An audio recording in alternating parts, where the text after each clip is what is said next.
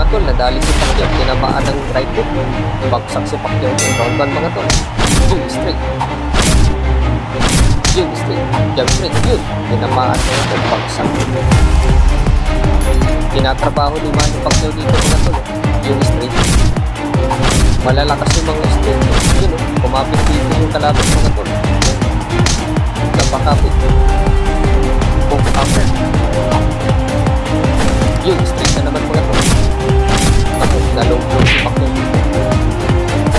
Yun. Matitindi yung mga straight si Pacquiao. Dito nadali si Pacquiao. Mga alam na right foot. Hindi napansin si Pacquiao. Dito tumawi si Pacquiao mga tol. Ilong mga tol. Babakpak na ni Pacquiao dito mga tol. Yun. Out balance mga tol. Grabe lakas. Tinigil ang laban. Panalo si Pacquiao.